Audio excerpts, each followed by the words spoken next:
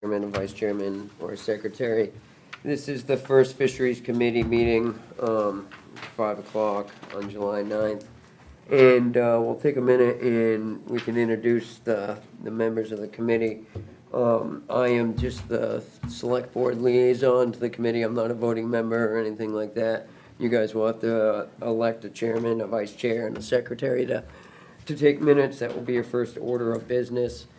And we'll start with Sammy, and maybe say what fishery you represent too, if you don't mind. Yep, I'm Samantha Bohan, and I have an oyster farm.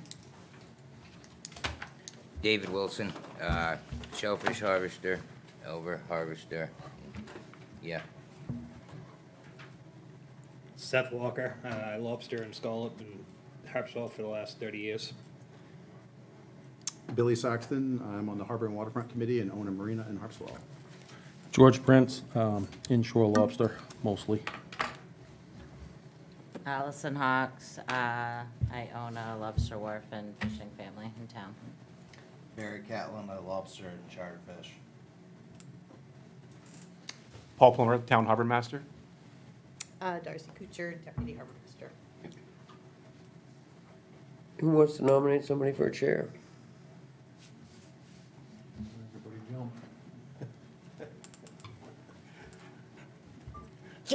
I'll do it if nobody else wants I to. nominate George Prince for chair.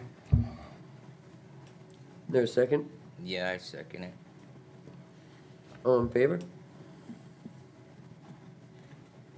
Thank you so much. What about vice chair? There's your chance to get him back, George. But suck it. I'll take vice. no. Well, Yeah, you, I would- Sammy wants to be vice. You want it? Well, Okay. if it's, I'll nominate Sammy Beekers then. I'll Somebody second second that. Second it. All in favor? And then you need a secretary who wants to take the minutes. If nobody wants to do it, I'll do it. I'm not doing that. I'll just do it. I elect Best. Alex. you know nobody's. Nobody's gonna do it, so I'll do it. Do it for the other ones. Thank you, Matt. We're on attendance. Well, now it's up to you, George. You're on It's the- all you, you're on the buddy. clock, George. You're the chair now. Awesome. I am totally unprepared for this, so I guess we'll just go down through the agenda. Public comment. Yeah, I just skip the public comment. We do have one committee member at least that's not present. Yeah. We should mention, Jerry's apparently got the flu, Jerry Lehman, he'll be here at the, hopefully the rest of the meetings, so. So I guess we'll jump to public comment. I don't think there is any. Since it's our first meeting, probably there isn't any. No. 2025 goals, So committee announcements. yep. Who wants to, Matt, do you want to read that, or Paul? Who wrote that? Matt. I can read it. Matt, you go for it. Give me just a second to get to the page. You're talking the mission statement you want me to read? I'm not gonna read the mission statement verbatim. Yeah. I and others on this committee had the idea of creating this committee to kind of help the fisheries within town, create some education, some public outreach throughout the town, you know, and kind of try to improve the relationship between the general public and the fisheries and bring it back to a time that I remember when I was a young lad here. I think we can do that through creating like a fisheries type festival, other public outreach, like there's been flyers that have been created that go out to real estate agents and stuff, or are supposed to, it's a town policy that they go out to real estate agents to be distributed to new home buyers so they understand they're moving into a working waterfront community. I think we can always also use this committee to look at new ordinances that may be coming through town to see how they may affect the fisheries positive or negatively.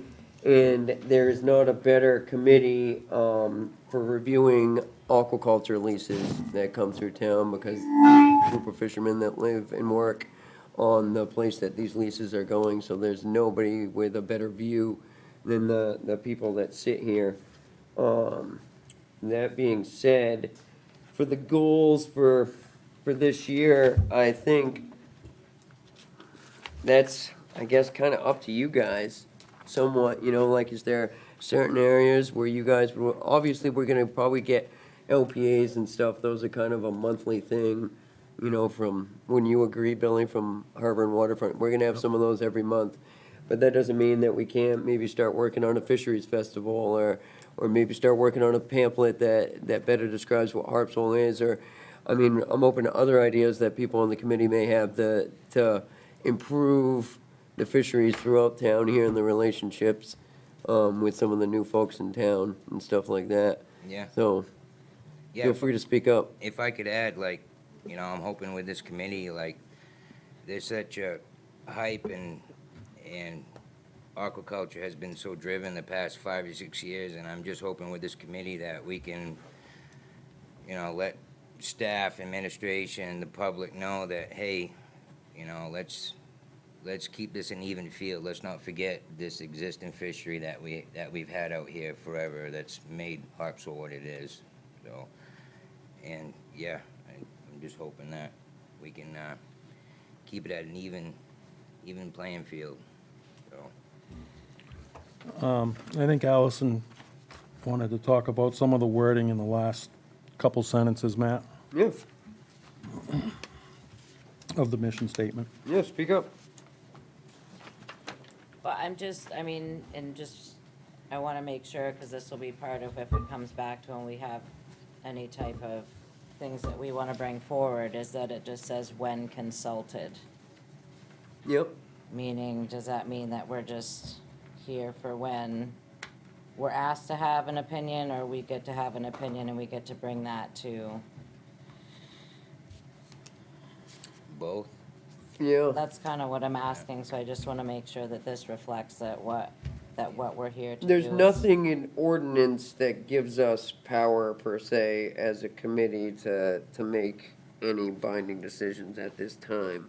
But that doesn't mean, the chair of the planning board is in the audience here, so, I think that they are open to our suggestions and our thoughts and ideas on stuff like that, but at this time, that's the best I could really get in there, because there's no ordinance language yet at this time that gives this committee the ability to make any ordinance decisions. Am I I'm correct? not saying for power, I'm just saying for a voice, because to me, when it says when consulted, it's almost like it's the boss and like when I ask you. No, we can, no, we That's what can, that to me, that's how I read that. So I just want to make sure that if there's a time that there's a conflict of how we feel and maybe the administration feels or the board feels, that we don't just get to be like, nah, we're not going to hear from you because we said when we consult you. no, we can certainly add some language, I'm sure, to amend that, because I agree with what you're saying, we can certainly be proactive in that approach, and even if they don't consult us, but we see an issue with something, there's no reason we can't bring it up as a committee, and then I bring it to the board or whatnot from that point. There's nothing saying that we can't. We could make it a goal Yeah, to make it an ordinance. as I think one it's of a our good, goals. I think it's a good point, but I don't think they would have created this, the town would have created this. No, this I group don't without either. Actually wanting us to have input, and we don't have any real power. We are like an advisory board essentially, Right. Paul, correct? Like we are supposed Yeah. to help. Like Harbor and Waterfront, I guess. Yeah, just like a harbor waterfront, really Right. has no power. We're not looking for power, but I think the fact that we're all sitting here, I've been part of the harbor and waterfront committee for 15 years, and I've been begging to get younger people, not necessarily born and raised here, but most of you guys have been born and raised here. I know we all work in the water in some way, we all have an interest. We're younger, we have kids, work jobs. The fact that you guys are all sitting here is awesome. I've got gray hair, and I feel this is old. by far the youngest but- committee on town, not even close, so it's great to see. Yeah, And it's the only committee I know of that's made up of all working people as well. so I'm super excited about that in itself. Just sitting here Me too. is, I think, and it's like huge. Yeah, Really, really they are big. gonna Like listen. a year ago, like where we were when Dave were in that meeting, and it was like, things were all messed up. We have a way forward now, and I think that is, we don't really know what we're gonna do for goals, but I think, Right. I think that we have a way forward. And I think we can be proactive, and pay attention, and by having this committee, we can all be aware of what's happening in the town. And if we notice something like X, Y, Z, this is something that's gonna affect the fisheries, we should discuss this at our next meeting, and form an opinion on it. There's nothing that says we can't be proactive, you know, we don't have to wait for them to come to us, we can go to them. Because depending upon what time of year they go and look too, they don't even know who's there. Oh, yeah, yep. Well, just on that, I don't think anybody's probably more excited to have this committee than me, because I'll agree this with is that. where I wanted to be before we started the aquaculture committee. Mm-hmm. So seeing all these people sitting at this table, working and on all the committees that I've worked on over the years, this is here for me. This is a big one for me, because this means a lot for me, and I'm glad that Matt made this happen. So I appreciate that you pushing this through and making this happen for this town, because this is our identity. This I is think- sitting at this table, to me, is the biggest part of our identity that I don't want to lose in this town. I think this is an amazing set. And the So- town and setting I- this up is the start of And, it and the recognizing start of this. that is why I look at things like wording, because I've been doing this long enough to know that 10 years down the road, when the wrong person sits at the table, they use wording as a weapon against you so that you can't get things done. That's the only reason I'm looking at that stuff, and I want to make sure that we're all, that's the mission statement that we want, because every single word in this is what we're going to be held to Yep. at some point moving forward. And it means a lot to me, and I hope this committee never dies. It should never die. Should have been done decades ago in my eyes. So when I nominated you to be president, it's because I really think that you're the person to lead us in this, George. It's not just because I'm just throwing your name out there. It's because I really think that you're a big representative for the fishing community.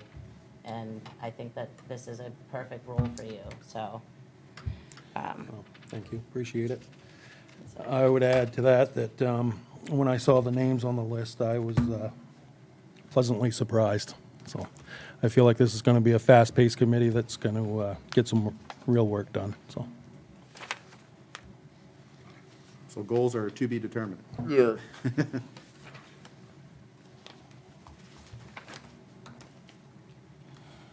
So I guess that takes us to capacity sampling. Rebecca Schill, is that you? Okay, would you like to speak to that? Hi everyone, I'm Rebecca Schill. I'm the Harpswell town intern this summer. I also go to Bowdoin College, and I'm a junior studying government and earth and oceanographic science. When I was deciding different projects to do this summer, I consulted both Paul and Darcy about potential things I could do, and they pointed me in the direction of phytoplankton sampling, specifically looking at the shellfish carrying capacity grant that the Marine Resource Committee applied for, I think, this past year, which ended up getting denied. And we kind of decided that I could look into that and, I don't know, just work on a project along those lines this summer. So in creating the project, I consulted them as well as the shellfish carrying capacity grant proposal and past aquaculture working group meeting minutes. And I just created like a project outline. So I have copies of that with me that if you guys would like to read while I provide a summary.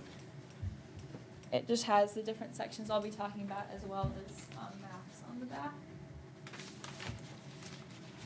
And I'm trying overall to best reflect the wishes and the concerns of the town that have been brought up. So at the end of my summary, if you think that I misrepresented anything, let me know.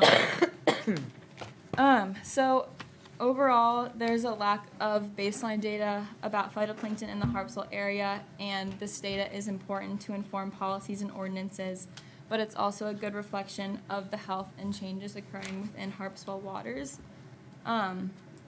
The town applied for the Maine Outdoor Heritage Trust Fund grant to gather data and make an ecological model to determine the ecological capacity and plankton food resources for wild-grown clams and oyster aquaculture. And generally, the purpose of the project is to understand these factors a little bit better. I have a relatively short time frame because I'm only here for 10 weeks, and my last day is August 8th. But I think that the more research, insights, and potentially usable data gathered, the better, and it can be used as a jumping-off point for future deliberation and resources. So next on the overview, we have potential study sites, and there's maps on the second page, like front and back, that you can look at. And I came up with these sites by looking at the proposed study areas in the grant that the town proposed and mapped aquaculture leases and legacy shellfish areas from 2010. And I know that you guys have been working on new water classifications, so these would be like the type 5 legacy fishing areas. So area 1, you see here is, I think, Upper Harpswell Sound, which has different aquaculture farms, including Darcy's on it, but it doesn't have like as high of a concentration. And then area 2 has over 40 plus limited purpose aquaculture leases. And then another area is the New Meadows River, but I don't have that one drawn out on the map. And then the things that I'd be collecting are chlorophyll A concentration in the water, which serves as a proxy for phytoplankton biomass. And I could use a probe that also gathers information like temperature and pH of the water. I would also gather like a phytoplankton sample using a net and look at this, and a flow camera which takes like pictures of the phytoplankton and identify suspended particles in the water. And I would also look at this under a microscope, and then I would also record environmental conditions like weather and tides. And I would want to collect the data adjacent to aquaculture farms, mid-bay, and near different legacy fishing areas or control sites, different during tidal cycles, so we're taking multiple factors into account. So that's a general overview of the project. My next steps would be start sampling, and then incorporate any feedback that you guys have. And then by the end of my time here this summer, I would produce a write-up, create an ArcGIS story map that has data and the specific points that I sample, and an Excel spreadsheet with all of the data that I gather. So overall, it would be great to hear from you guys any thoughts or questions, and then I also have some specific questions to ask you that are also listed in the handout. Yeah, sorry. Are you gonna do any sampling at night Or or just day? I wasn't thinking about doing it at night, so just do it day. That might be, they do different things probably day and night. Yeah. So I have two questions. You sample both inside and outside of the aquaculture leases? Mm-hmm. That's the first question. And the second question is, do you do your work at slack tide? Yeah, that's a question that I was asking, if you had any recommendations about when exactly to do it during the tide cycles. That would be my recommendation, but I'm certainly open to any discussion about that. You want to explain what slack water is? Slack water is when the tide turns from high to low or low to high, Yeah.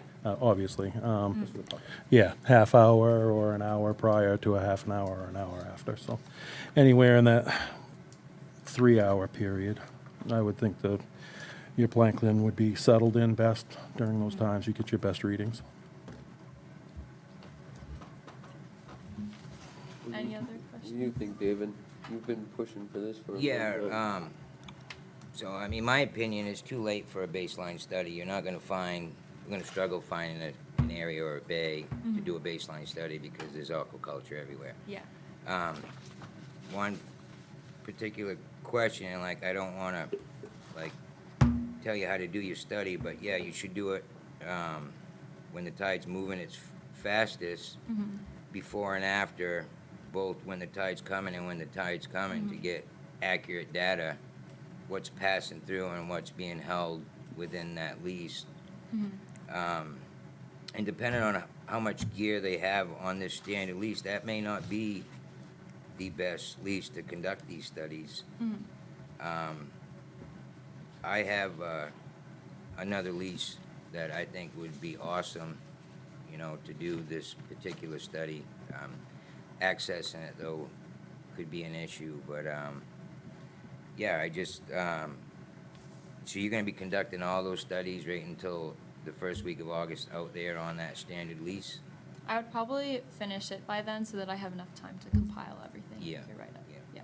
All right. And it's just gonna be you doing the sampling, or? Yeah, but I would go out with Paul and/or Darcy. Yeah. And I have equipment borrowed from Bowdoin College that I would be using. All right, awesome. You're gonna be doing DNA sampling as well, or? No. No? There's no way you could do that as well, or? I just don't think there's enough time to do all of those things, but I was also thinking into the future because doing this research has really interested me generally. So I still have 2 years left at Bowdoin, so I was thinking of if I wanted to expand the project, doing like an independent study or even an honors project and looking at different factors. Yeah, another question I was wondering if you could implement in with this study is maybe a P90 station on that standard lease, right in the middle of it. What's that? It tests for fecal coliform. Gotcha. How would you feel about that, Darcy? I mean, yeah, it's. You know, depending on how much gear they have out there and how much birds they have out there on that lease. That's why I think it's crucial, like, to be the most productive, we should pick a lease, a very active lease that has a lot of birds on it. Then we could come up with, you know, ample data, you know, showing what we're asking, what our thoughts are. So, but yeah, I'm willing to help in any way, if you ever need a hand Okay. along the line, so definitely, Sounds good. There isn't a piece of shore that he doesn't know about in this town. yeah. Awesome, thank you. So I guess I should have asked this question first, because David and I have conflicting ideas about when you should sample. How do you sample? I assumed you were gonna use, you said a probe, I assumed you were gonna use some kind of a, can you explain that process? Yeah, so there's a probe that is multi-parameter and it can record chlorophyll A. So I would be using that, but also taking direct phytoplankton samples using a net, which I would then like have in a sample bottle and I could look at under a microscope or put through the flow camera. Okay, so it's two different types, like Yeah. one's something that you tow through the water, and one is like a suction, is that correct? And yeah, one is just taking parameters, you put it into the water and it just takes recordings. So that's, I guess that's probably why there's conflicting views, because I would assume the plankton would be settled in if you were gonna use some sort of a suction or a scoop.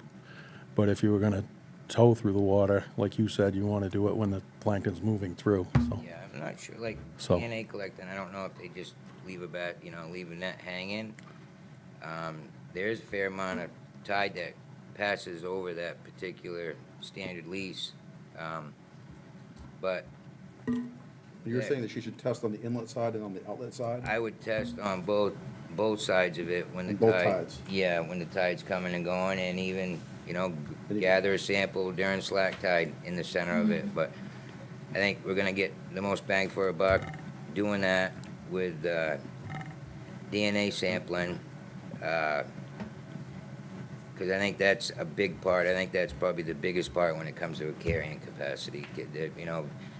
Carrying capacity is very vague. We're not just out there looking at phytoplankton. We're out there looking at everything that's in that water.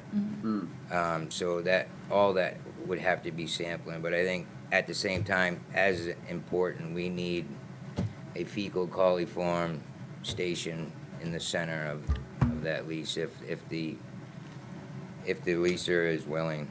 So Can you explain the DNA sampling? Like Just- what you are thinking about? just sampling what there is for life in that water. Yeah, okay. Yeah. Are there any other questions? Because I have a couple to ask you guys that are. What, Yeah. what happens with all your research, all that information after you're done? I would put it into like an Excel sheet that has like the coordinates of where I sample, the specific different types of phytoplankton that I end up finding, the chlorophyll A measurement, like the pH, the temperature. I put that into an Excel sheet. And I'm also planning on creating a write-up where I have like an introduction and I introduce the project. And I have a lot of background sources. I explain my methods. And then any results or anything that I'm able to find, like if I do and if I can't find anything substantial, we still have, okay, we tested these methods out. Work this in. I guess what I mean is like, who's gonna have access to it? The state, the town, I think the town, Bowdoin College? yeah. Like, are they gonna retain some of that information? I would, Just kinda wonder where it's gonna go. I would say the town will definitely have access to it. I hadn't even thought about the state. I'm mostly just thinking keeping it within here. And then I was planning on sending it to the people at Bowdoin that I used, like the people whose instrumentation that I used, so that they know what I was doing with it. Yep. So if I may ask, if you do decide to put a coliform testing station out there, well, you'd have to request that, correct? Like, you'd have to get permission from the person that owns the lease and whoever you'd gather. I mean, it'd be a matter of gathering water samples and then having them ran, correct? Yeah, I think I would only end up doing that if I expand the project in the future, just because there's only really like 4 to 5 weeks to conduct the sampling and create a write-up. Yeah, all right. So that would be like looking ahead, I think. Maybe plan on doing that next year. Yeah, Or- I'll keep it in mind for Yeah. sure. And then I have some questions for you guys that are on the document. But when, for example, tidal cycle season and weather, do you notice changes in shellfish or water quality? Temperature and small tides. Yeah. What temperature, like if it's colder, hotter, what changes do you notice? Yeah, hotter temperatures, and yeah, it's like an equation, hotter temperatures, small tides, and if we see a constant weather pattern, wind out of the south, I think it's not a good equation for anybody. Because you want that flush. You want the water to come in, you want the Yeah. water to leave, right? Yeah, yeah.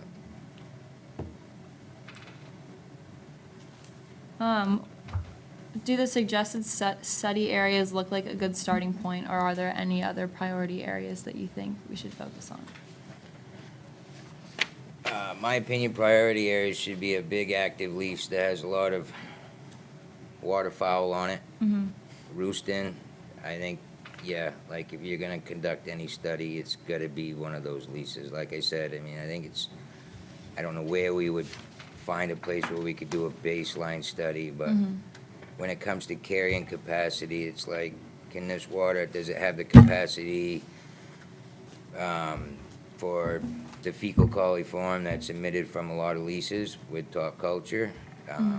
Does it have the carrying capacity for the amount of phytoplankton that's passing through it? And that would require testing before and after with the tide coming and going.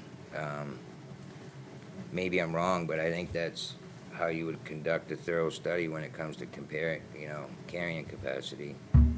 Carrying capacity is very vague, and there's a lot entailed when it comes to carrying capacity.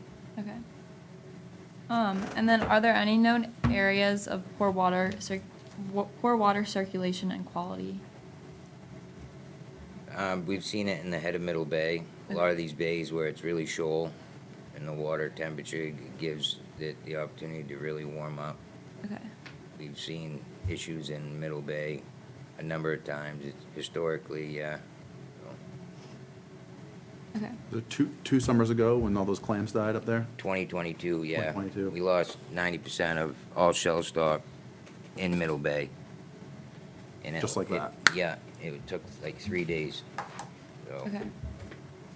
we had 4 million seed on my upweller, and 3 days' time they were all snuffed. And at the same time, we had like 6 bushel digging all throughout Middle Bay and snuffed all. Come on. You could drive down past my house and smell the death. And I reached out to everybody, trying to get sampling done, and like it was, yeah, in my opinion, it was brushed under the rug. So I'd like to be prepared so if it happens again, because we were like on our 3rd year of the driest year, and within those 3, like it's like the biggest drought we had ever had, and usually to influence such a cause, it takes rainfall. We didn't see none of that. So granted, we were in the months of small tides and south wind, but I think there was a little more there at play. So it'd be nice if we could find that out. I think we may have just found our first goal. Yeah. Is to be working on trying to get a study done. Yeah, This exactly. sounds like a pretty high priority, so. Yeah. Maybe we should jot that down. Yeah, and I think Middle Bay is like definitely a targeted area, and there are some really nice sites out there where you could conduct such a study. Okay. Thank you. And then what kinds of data is the most helpful for you guys?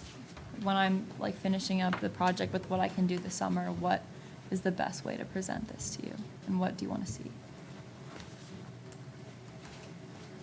You're doing good, David, don't let up. I mean, I think Right. a chart, I think a chart, I mean, at least for me, a chart would be, like you were explaining to him about how you were gonna break that down in temperatures and all that stuff, that would be, for me, it would be helpful. I'm Okay. sure for maybe these guys, looking at a map Okay. is helpful for them. Can I ask one question, going back real quick, though?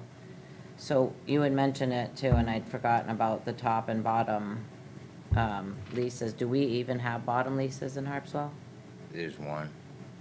So would that be something to be, if you're gonna be doing like sort of a controlled study, wouldn't you wanna be having a bottom lease as well, being sort of sampled around to see what the differences were in a bottom and a top lease? Cause that's one of the things that we've talked a lot about is Yeah. which one is better.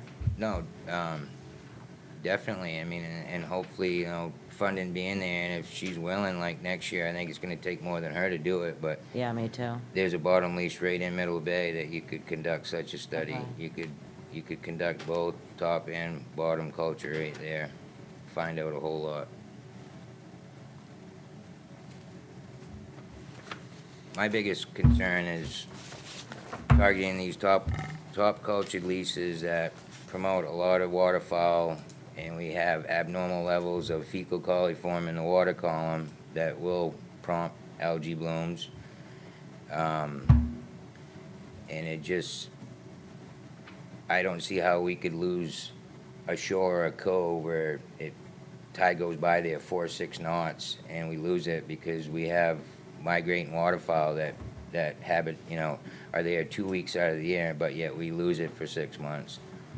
And we've got these top cultured leases, that the product's being consumed by the consumers, and this is all, we're all in for the health and safety of consumers. Why wouldn't you want to find out if that abnormal level of bird fecal is affecting or could be damaging? We don't know. DMR don't know. So I'd like Harpswell would be one of the first to find that out. So I've been asking DMR past 4 years to do that. So, Goal number 2. yeah. You got someone in the audience that wants to ask a question, George, if you're willing.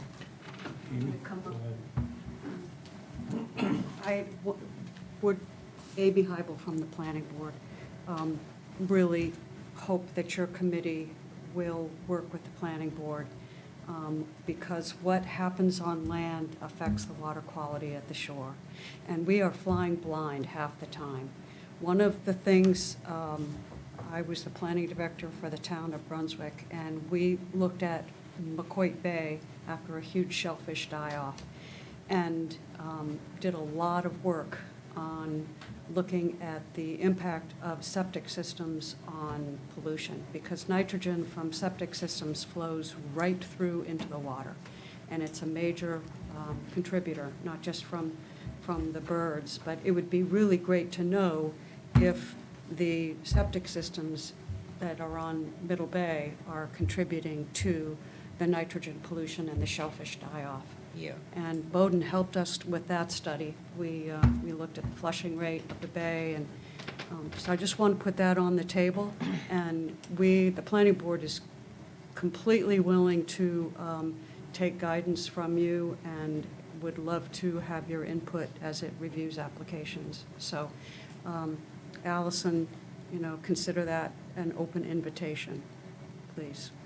Yeah. And Well, on that point though, too, is that it's not just what you're talking about, it's also what people put on their lawns. Absolutely. And a lot of people don't realize, and we've had a lot of people buy up Harpswell in the last few years that want their lawns to look pretty all the time and put No a lot kidding. of stuff on it. That's absolutely right. And So that's part of a process too of educating people though, because there are some rules in the books that we're not supposed to. And some of the data does read back to like, it's 150 miles inshore where the water runs to this way. So it's not just us here, but people further away than us where it can affect us too, so. Yeah. I would be interested in that as well. Yeah. And, that's- if I could touch, like, when, that happened in 2022, when that same die-off in McQuaid Bay, that's when it happened in Middle Bay. We had zero influence from any fresh water, zero. There was no waters, there was no streams running. Yeah, And we were getting bashed with southwest winds that whole summer. We have been the past, 4 or 5 years anyways. It just seems like that's the pattern throughout our summer months. yeah, So there's no denying that there is a negative influence when it comes to septic systems. But the stream that runs out of McQuaid Bay, it runs up in behind Brunswick High School. I know that Brunswick's pretty diligent when it comes to making sure our septic systems are, up to par and doing what they're supposed to be doing. So I just want to let you know that there was other factors when Oh. it came to that die-off. believe me, Yeah. I'm not Yeah, saying I know. and- I will just add to that, though. Yeah. Once the stuff gets in the septic system, it'll flow in. Oh, yeah. In Brunswick, it just flows straight out. It could go from 3 miles upland Yeah. and find its way out into the bay, because the only thing that takes up nitrogen is plants. Yeah. And so if you don't have plants, it's in the sand and gravel aquifer, and it's just gonna flow right through. And in Harpswell, it's gonna be even worse, because we got bedrock, shallow yeah. depth to bedrock. So it's a whole bunch of things, probably. Yeah. But I just wanted to put that out, and thank you for what you're doing. Yeah, thank you. Thank you. And another one, George. Mary Ann? I did want to make a comment regarding the study that you were talking about. I'm Mary Ann Naif. I'm on the Marine Resources Committee and the Conservation Commission. And the study that we just referred to, the carrying capacity study, the thinking was it was a 2-part grant that we were going to look for. And I believe, I don't have it with me, but I wanted to share it with the committee to tell you what it was involved in it, to get input from the committee as a whole, but I was waiting for the committee to become a committee. And what we did with my main Outdoor Heritage Fund is we got a quote from FB Environmental, and I know that it was pretty particular, Paul, as I recall. May have had the DNA testing in it, I'm not sure. But it was to collect data in the 3 areas that we talked about. But it would seem to be very keyed into getting into a particular lab to be tested for specific things. The second part of the grant, or of the study, was going to be the modeling from that. We had gotten a quote of $75,000, I think. We took half of it thinking we could start with the grabbing the data, testing the data, similar to what you're doing. So I just think it might be important to start thinking about how we can marry all this together so we're not doing more than one thing. We were in the process on the Resiliency Committee to think of maybe this was something that it would be, could get some funding through the Resiliency Committee, other than Outdoor Heritage. It's just there's a lot going on, and I'm surprised, I'm sorry that we couldn't bring it to your committee to talk about it 2 months or 3 months ago. But I had hoped to talk to Paul and Darcy after this meeting to kind of figure out where we should go in the whole scheme of things. And I'm not sure now after listening to everything. But I wanted to just bring it out and let you guys know. I think that's exactly what I was talking about when I used the word consult in the mission statement. It was like consulting with the Conservation and the Resiliency Committee, because I think we can all work together, on different things, instead of having 2 separate committees working on the same damn thing and coming up with 2 different answers, And it goes back to your point, Allison. The Conservation Commission doesn't have any power, other than pulling information and data together. And bringing it forward to other committees or to the selectmen. Yeah. And I think your committee is going to be Yeah, same thing. just, and it can be very effective. So, thank you. Thank you. Thank you, Mary Ann. Did you get all your answers? All set? All right, it looks like Garrison Cove project's up next. Is Jared there here? Anyone here from GMRI? Must be Jared. Yep. Thank you all for having us here. My name is Jared Wildwhistle. I'm the Business Climate Action Program Manager at the Gulf of Maine Research Institute. If you haven't heard of us before, we're a research institute dedicated to engaging communities on collaborative solutions to global ocean challenges. So this current project that we're here to talk about is designed to work with the owners of Garrison Cove Wharf to look at their location and design a plan for the revitalization of the wharf. It's gone through a lot of owners recently, kind of fell into disrepair, and so the new owners are really looking to make this a robust place that can support the fishing community who is currently there, but also the future of the fishing community locally. So kind of in short, we're looking to improve the utility of Garrison Cove, kind of understand how that could be a hub for local growth in the seafood industry, understand some of the risks to the infrastructure that is either currently there or that will be there in the future, understand what supports are needed for the local fishing community, and then what are those trends and opportunities that the fishing community is currently undergoing. Some of the context for this is that we're really looking to do this to achieve some economic development. This is funded through the USDA on a rural business development grant. And so that's really the purpose is how do we kind of grow the local economy through that lens. And we want to do that in a way that is taking into account things like climate change. So how can we make these things robust and resilient to the storms that we all faced a couple of years ago? So we want to understand what's the vulnerabilities, what are the risks, how do we reduce those risks, including how to reduce some of the downtime when they do experience a large storm. We also want to understand how do we improve the efficiency and operations so that can be a viable solution, a valuable wharf into the future. So there are kind of two key tasks that we're really looking to do. One is a report that's generated specifically for Garrison Cove, and the other is a more public-facing document that would be used, that would kind of focus on Garrison Cove as a case study. And this is part of a larger effort of GMRI to come up with a suite of solutions that working waterfront owners can kind of use to improve the resiliency of their operations and look forward to growth in their industries. So what we're looking to do is really engage with the communities, specifically Harpswell, and the fishing industries, so whether it's aquaculture, lobstermen, and understand what their needs are currently, and then what their needs are going to be in the future, how those industries are changing, and how a wharf like Garrison Cove could support them.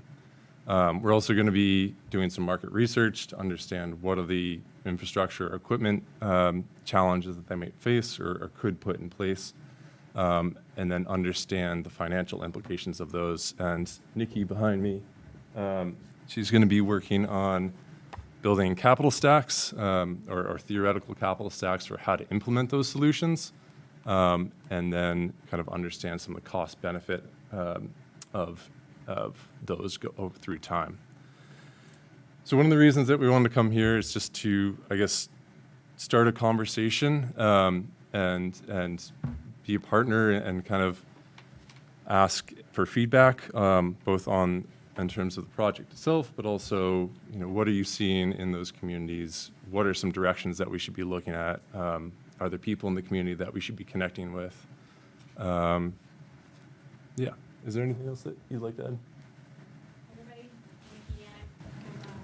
intern Harpswell. I'm a new resident of Harpswell, and my role with GMRI and Garrison Cove specifically is really anything related to identifying and mobilizing enough finance to implement the projects that we need to have happen to protect us in the whole future. It's what I do for communities all over down the coast. And for Garrison Cove, my role is to identify how much it's going to cost, what we need to do, and what is. Oh, sorry. That's okay. We'll be recording this. Oh, okay.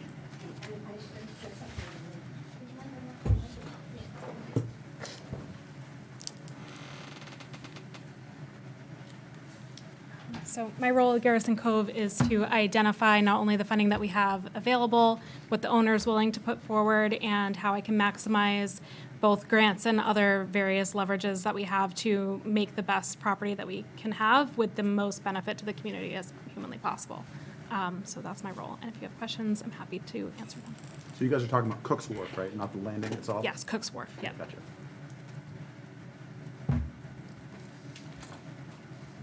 So who owns it? Ethan Morgan, Ethan Morgan. He also owns a restaurant down in Portland, Portland Lobster Company. So what specifically are you asking from us? Yeah. We'd love to have as much information as possible from the community to understand what Harpswell needs in a wharf and how we can make sure that this property serves not just the property owner, but the entire community. That is his wish as well. If it's a private. It is a private wharf, but he wants to build it for use for the community so that it has more benefit than what he needs. Right now, he rents it out to the town for Paul to have his office there, so he's. So a nice office. Located. So, We so gotta get a Paul, little bit more Paul really stable for likes you. it. Yeah. And, Next to the boat. yeah, it does actually work well for that, because, I mean, there really isn't a more centrally located place on the water for the harbor master to be than right there, so, I mean, he has been amendable so far to trying to expand it and include the public, you know, in his ideas. I mean, it's, to have that pier there, it's super important. I mean, I'm guessing, in my opinion, having that fishing pier there is super important. I know I was a member of and Marianne was too, the rezoning of all the coastline in town, like 10 years ago. And I think we kept that commercial fishing, so I think that the town really thought that was important. The fishing wharf. So, I mean, the fishermen on this committee, like, what are the things that are important for a fishing wharf to succeed, you know? And obviously, the elevation there is really tough. You know, it's really low. That piece of property is small, so Parking. parking is huge for everything. I mean, Any wharf around will tell you that's the hardest part, is being able to park at the wharf. That's a hard place to, that And- place is a madhouse. He's trying to keep it like a wharf where they sell lobsters. Yes. That's the Yes. goal. Okay. So he purchased, and this is my understanding, I don't want to speak directly for Ethan, but my understanding is that he purchased the wharf as a benefit to his business so that he could take as much of the lobster as he needed for his business, and then everything else that the wharf had to offer, he wanted to also offer up to the community because that was the only thing he needed it for. He does want to make sure that it stays working waterfront, that it stays available to the community, that whoever, that as many fishermen, lobstermen can use it as possible. I understand that Casco Bay lines used to come there. It's not our intention for them to come back, but if that's something that would be beneficial to the town, we can definitely explore what it would look like to have that happen. If the town needs more community facilities, if Paul needs more broadband, or we need to have more independent energy there in the event of an emergency so that that's available. If the road needs to be expanded to make sure that it's not flooding in the event of an emergency, things of that nature are all things we're looking to figure out how we can make it a better property for the town. I would say the most important thing is to make sure that it remains a fishing and a commercial, you know, I think the access in town for commercial fishing is getting less and less every year. So whatever we can do as a town to help them to maintain that I think is important. So to that end, do we need, I know we need a new lift, that's on like top of our priority list. I know Carl is really struggling with that, and so trying to get the wharf rebuilt to make sure that it's safe, do we need to be available to more lobstermen and more fishermen? Do we need to have more space for people to come up to the wharf? Do we need to have it be open for the public to purchase lobster, and do we need to have more cold storage for the community? Like, what can we do to make it a more beneficial property for everybody? One thing this town lacks that a lot of other towns have that I've pushed for since I've gotten involved, and I don't know how Ethan would be, how amendable to this he would be, but there's no dedicated, for lack of better terms, public commercial fishing wharf. Bar Harbor has a commercial fishing wharf. Belfast, Rockland, you know, even I believe Falmouth does. A lot of these other communities have dedicated commercial wharfs that are public to the fishermen in town, you know, that they can use. And there isn't one in Harpswell, you know, so if something along those lines is something this town desperately needs, because that preserves access. If, God forbid, the unthinkable happened and some of these other wharfs and businesses in town aren't able to survive, at least there's still an access point for the fishermen, because if you can't get to the water, you can't get to your business. Conservation is a huge part of our overall plan for the future of this property. So that is certainly something I think Ethan would consider. Yeah. And I think that's a challenging period, because I think he really only owns a little bit of land. Like, he doesn't own any of the parking. I think the restaurant Yeah. owns all that, so Yes, there's but really no land. no, and it's not the easiest place to get to, particularly when there's traffic in and out. So that's something that we're discussing with the restaurant owners, and it's something that we are kind of thinking through the entire business model of what the wharf is going to be. Like Jared said, ultimately, we're hoping to identify any points of sort of repeatability for other wharfs up and down the coast that will help them stay in business and keep their property. I'd make sure that you're talking to all the lobstermen that are already going out of there. They're gonna have the best opinion of what they need and what they're looking for, and which I'm sure you guys already have, but they're gonna have a better idea than any of us are gonna have. Yeah, they had a great wish list of stuff. I'm sure they Yeah, did. I was just going to mention It's really helpful. that we've talked to the Yes. fishermen there Yeah. currently, and identified, you know, the lift, a couple other pieces of equipment. They really kind of highlighted the need to involve younger fishermen and provide some supports for them. And we're also going to be going to the tuna tournament, was it July 19th? So we're going to be there as well, really looking for, like, you know, other angles, other people that we could engage from the community at large. Not, you know, not just to think about Garrison Cove, but to think about the fishing community as a whole, and like how can wharves support the fishing community as a whole in Harpswell, using Garrison Cove as a case study for that. So am I correct that this is going to be a commercial and public facility, open to the public facility? It is it is a privately owned wharf, but it is in effect a public-private partnership at the moment. I would have concerns about safety. Me Yeah. as well, the immediate. Having little kids running around and guys just trying to do stuff, or you Mm-hmm. wheel out a barrel of bait and there's juice everywhere, slip on a ramp. It's a really good point in terms of infrastructure. Yeah, some liability issues in my, I mean, that stuff too, though, is that would fall on him. It does, yeah. I mean, that would be their liability if they could get insurance to put that together. I mean, we were putting bait aboard one day and we had a hoist with 2 drums on it and the chain broke. When that thing hit, it was dead low water. If somebody had been under that, they'd have died. And that stuff happens. Yeah, You use something commercially, it's gonna get worn out. yeah. People are gonna have to keep an eye on that stuff. Do you guys think it would be beneficial for me to publish the financials that I did for the project, so that it's at least available to people to have a reference point for other wharfs? Or to negotiate 100%. with any engineer that we work with or builder that we work with, what it would cost to do some of the changes that we made? 100%. Yeah. Yeah, this isn't all being funded by the USDA, is it? No, not even close. Why do you, how are you guys involved? Like, what benefit do you get for representing? It's what we do. It's just It's just what we do. Yeah, it's our job. So GMRI, do you want to take this? Or you want me to- Sorry, what was the question? How are we funded? How do we get paid for this? Where does the Gulf Marine Research Institute? Yes, so this particular project is funded primarily through the USDA Rural Business Development Grant. And the point behind that grant is just to kind of come up with a guide or a resource guide that the public can use to kind of develop the local economy. So the purpose of this is to work with Garrison Cove to understand what the local fishing community needs and how they can kind of support the growth of that community. At the end of this, we will have something that will be publicly available.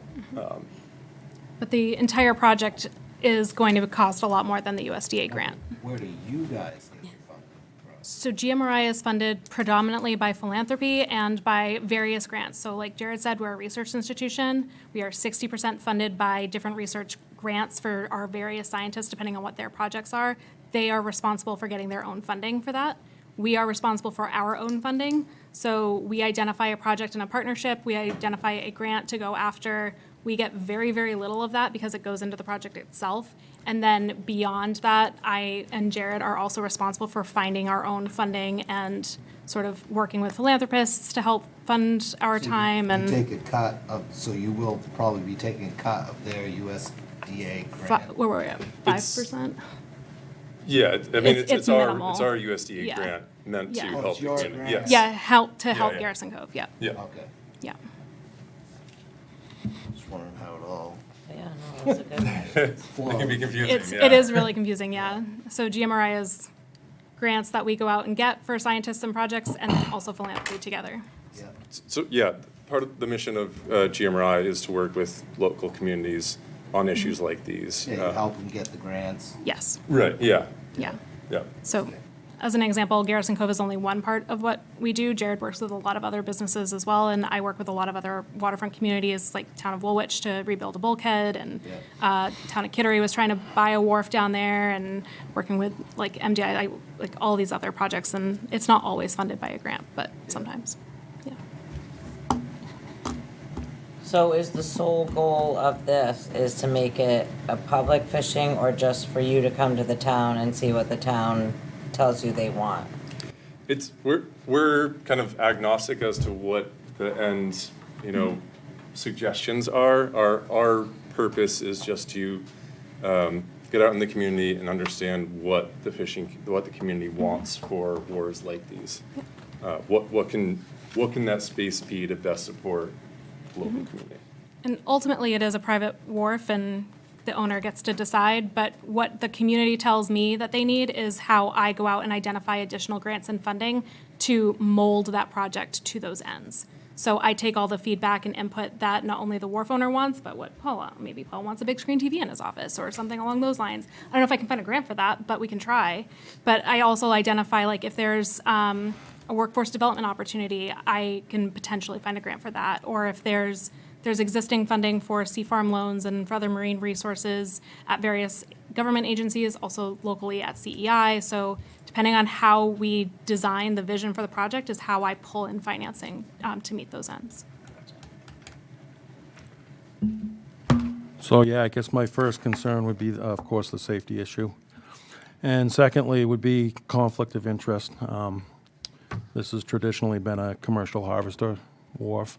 And if we now have open to the public, people coming down, want to throw a mackerel line in, bring their kids, do a little swimming, bring their boat in, tie it up, that creates an immediate conflict, and there won't be a very warm welcome by the commercial harvesters, unfortunately. So that certainly needs to be addressed ahead of time. It's honestly not a big wharf, and I think the guys have minor issues at times over there, all using it as is together, but they work it out. So just something to think about. It seems to me the wharf is pretty big, but the building takes up a big portion of the Yeah. pier. It seems like that maybe the building needs to be that big, maybe, I'm not really sure, but has to be a waterfront use over the water, or like an office for you, but it would seem to me that more open space on that pier for trucks, traps, gear, maybe would be better. I was referring more specifically to the upper portion, where you could basically, if a truck's back down there with traps on it, with a trailer, there's barely enough room on each side to walk by. Yeah, it's And not, then- I don't think it's to And then, like you code. said, the hoist, it takes up a fairly, Yeah. the building, and then there's the hoist, and then there's the ramp. There's not really a lot of extra wharf space per se. Right, yep, absolutely, you're right. And then I think the fueling, having fuel there, and I'm not sure what the fuel system is there, but having a fuel place on the water plate, for a place for people to get fuel is really, I would say, high priority. Yep. So maybe taking a look at that, making sure it's upgraded or to code or It certainly needs an upgrade, I'm sure. fire Paul- suppression, all those Yeah, types of things. it almost went in, the whole fuel system almost went into the ocean during the storms, yeah. There's definitely a need there for more fueling, Yeah. facilities. And I would just say with regards to the building, I know that in the past it's been used for the shrimp industry, and so there's space there that's unused currently. So I guess one question I'd have is, aside from lobstering, if they weren't able to grow the lobstering portion of the pier, are there other industries that they could support with that space? Good question. I mean, I guess if they're buying oysters, you use it for people coming in to sell oysters. I don't know, or the restaurant in general. Is there a need for that in Harpswell? Is there a need for a space like that to support the oyster industry? I don't know, I'm not the one to ask. I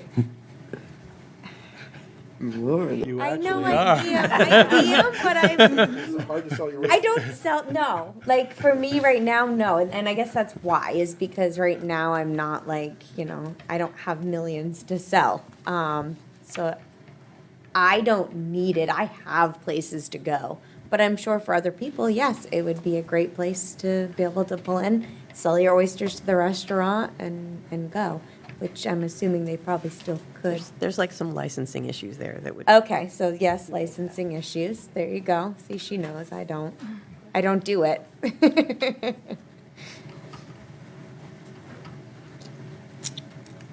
Anyone else?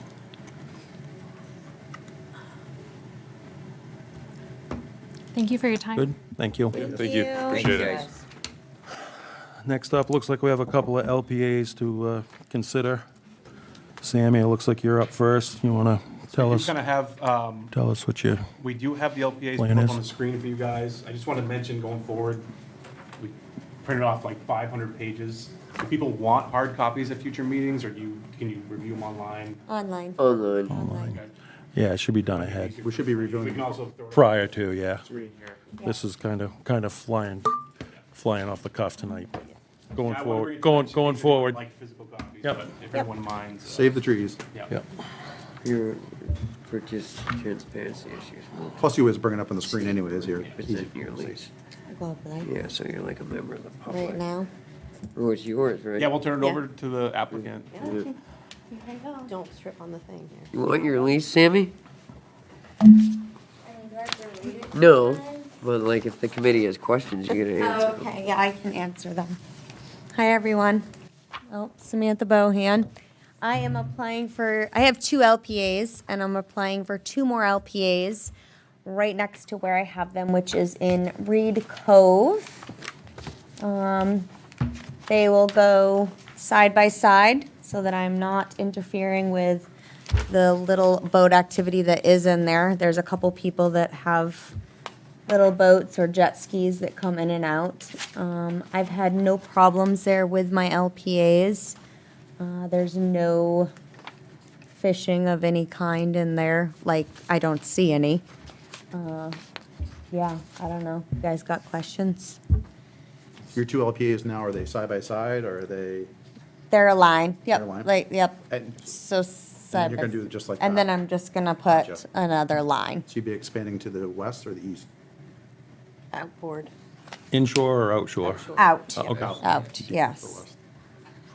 And you haven't had any issues so far? No conflict with other fisheries? None, nope.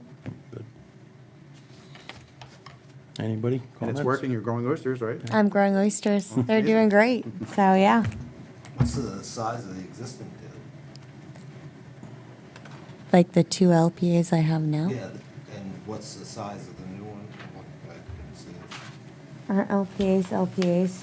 Well, they're 400 square feet Yeah. max, Okay. but Yep. you might have. you can have it- Okay, Maxed out. It's in. that's it my is in the max, sheet, yes. Sorry, that threw me off. So 400 square feet each, right? Yep.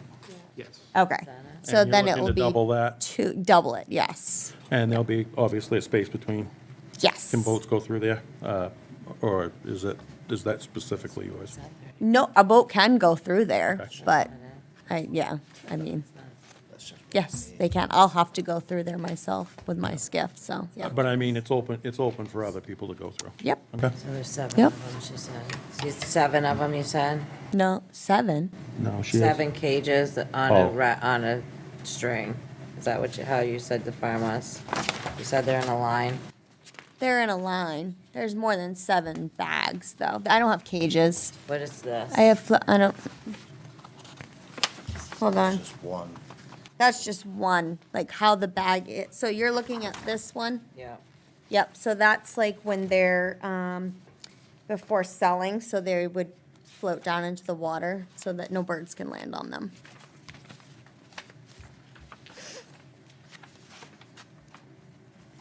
So that would be like the go deep on top of the water surface, and then it would be sunk, so that way no birds can land on them before selling.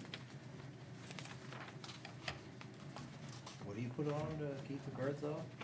You just take one go deep off so that they sink down into the water and they float with one go deep. So then birds can land like on a go deep, but they can't land on your bag Oh, yeah. where like your oysters are.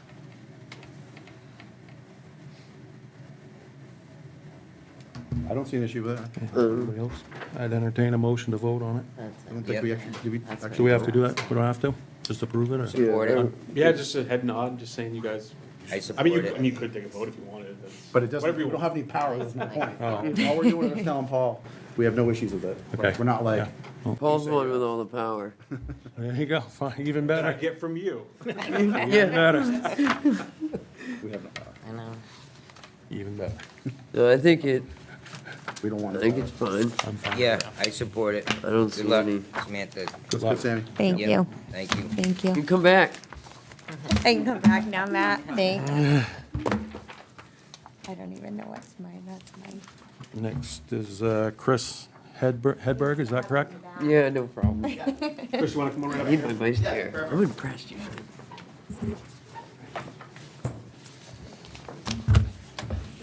Hello, everyone. Yeah, so It's good. my application's up there. Sweet, awesome. Thank you very much. I appreciate everyone's time. My name's Chris. I have applications. They're pretty much the same, just slightly different coordinates off of Upper Goose over there. Per my research, it looks like a really low conflict area. So that's why I selected it as an LPA. To the south, a little over 300 feet. Most activity occurs closer to the channel, per my knowledge. So these applications are different than the previously presented one, where they're cages. So, yeah, Can we zoom in at all on the, I mean, it- Do you want me to put up the Yeah, go ArcGIS or? Yeah, go ahead. And then Okay, can we so see- I plotted him on our fisheries map. Oh, You good, guys I was wanna see gonna that? ask I'll- that, let me We can't This is the one. use that map yet as a No, it's tool. simply. no, it's just a, For it's a planning reference. tool. Yeah, it's for reference. All right, so, 133. for reference, just so you guys see the big picture. Here's Upper Goose, these are our, I don't have the legend up there, but if you guys remember, this is, red is lobster territory. I'm gonna turn off the water type, so we're not looking at Yeah. anything. Yeah. Oh, it's been a long day. Resident GIS professional. Yep. Yeah, yeah, let's see, let's turn off. Okay, so now these are just kind of the type 5 areas are on here. So, this is the area, these little kind of lollipop-looking things here. These 3 are his 3 coordinates, then it's kind of like 1, 2, 3. I'm assuming, are you along the shoreline, or are you, like, what's the orientation of your? Yep, on the orientation of the gear? Like Yeah, so along gear will be the north contour? to south. Yeah. Yeah. Yep. And I believe, This is another little LPA that's already there. And then these two spots here, this and this were two, I went out there today, I went to both sites to just do a visual, and there's a lobster pot here, it's an orange and green, and there's one here, it's a black one, so it's two different fishermen. And the blue checkered is This is European. purple checker, that's European oyster bed. Yep. Yep. So that's what we're looking at in the area. And for distance-wise, this is roughly, distance to those buoys are from like the middle of his site to,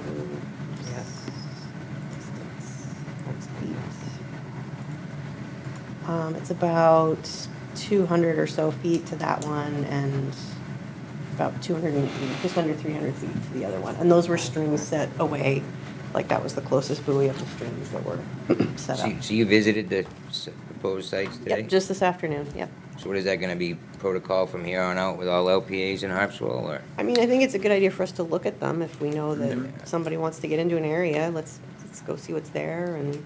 I think it's a great idea. Yep. I think it's you guys out on the boat, which is a win. It's them on the boat. Oh, you don't get to go? No, I'm stuck in the office. With a good view. True, yes.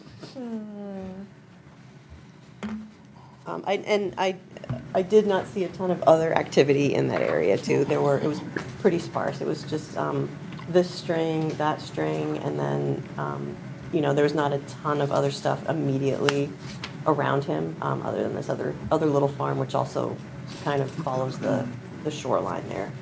And it does shallow up, kind of right where his farm is. I went from, 10 feet to 5 feet right on that depth contour.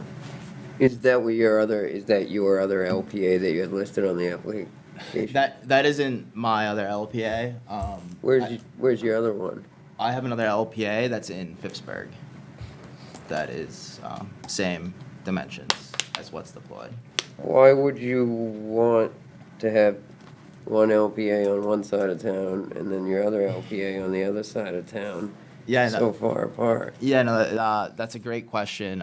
By design, LPAs are for research, so they're limited in their square feet. So 400 square feet, relatively small. Like I think the average size of a U.S. home is 1,200 square feet. So they're more like a tool for learning on how things are growing in areas by design for the process. So. Is that your background? But it says on the purpose, it's commercial, not scientific. Yeah, I guess I should have checked both. It's commercial in the sense of whatever is grown to market will be sold.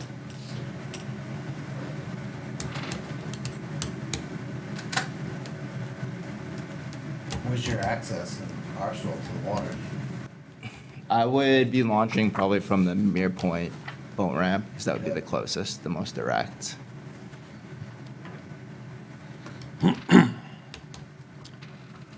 I'm kind of shocked that there's no lobster gear there right now, to be honest. You just told you there was. Yeah, there's Well, you're saying very little?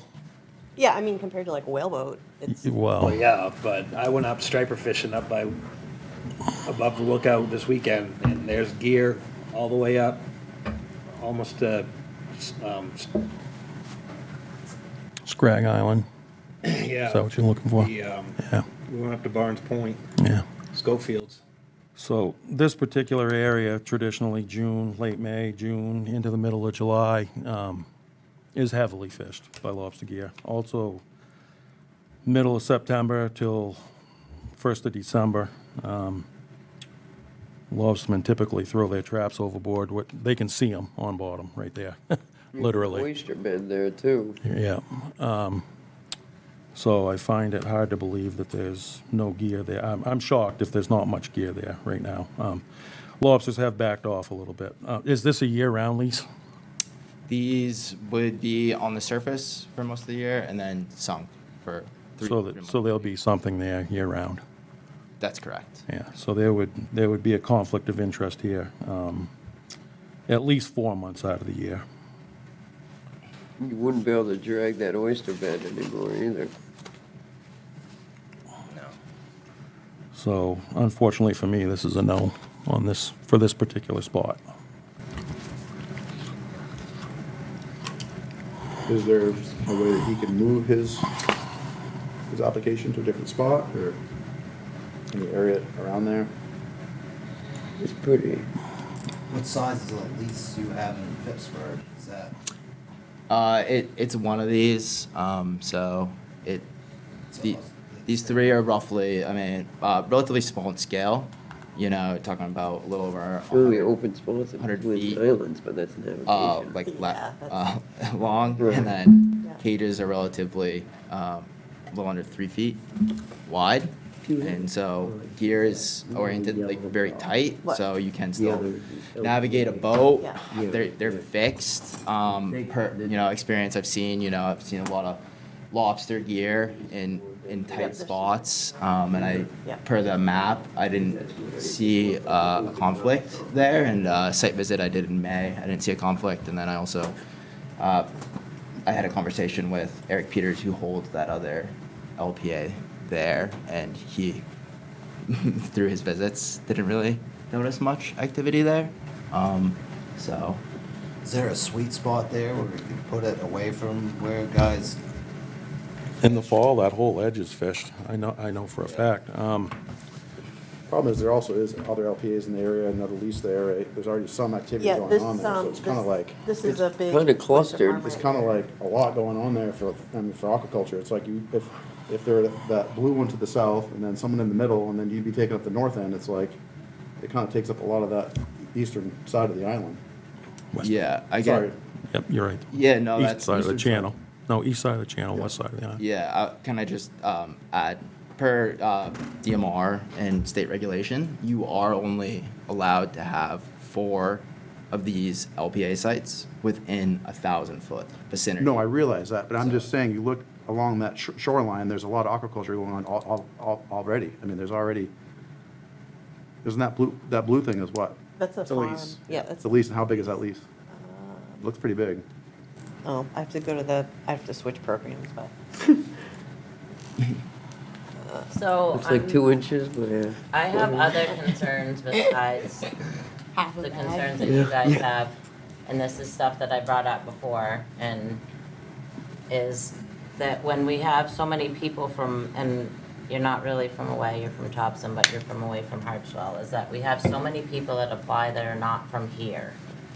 And is that a problem? When we talk about carrying capacity of fishing, someone that's not from here knows the fishing here, and this is why we end up with these issues, is because this is how fishing is done and taken care of, is because people know, like with Sammy, she's from a fishing family.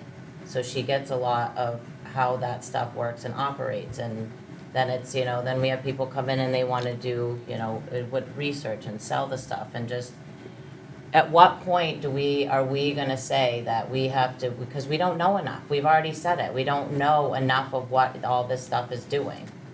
And then we're just gonna keep letting people keep letting them do all these leases, and acreage just turn into big sites after a while, because we have the most leases in the state, right? My biggest fear is like lobsters finally come back, you're not gonna be able to fish them, I'm not trying to, head off anybody's business or anything No. of that. And I love that people are innovative and people want to work. I love all that. But I have that same concern about why we're trying to grow this other industry and everybody thinks it's amazing, is that we're actually doing more harm to what we already have going on. And that is always going to be my concern with this, is that we have all these tools, that we research all the other industries, but we don't have the tools to research this new aquaculture boom that we have going on. And it always concerns me, even with a lot of the other ones, I've seen people not even from our state that can get. I mean, it's like almost ridiculous what people can do to get, and what we have to go through as fishermen to live here and do all this other stuff to be here and do it, and it's just not the same requirement. So that concern's not gonna change for me.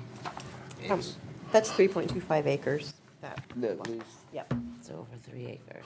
Back to the conflict issue, if we recommended that this was okay, and then, say, a lobsterman did get into your gear, that pretty much puts you out of business, right? If we uproot your cages and they're upside down, and, Well, they can't. there's, well, that's. Oh, What you you- challenging? Yeah.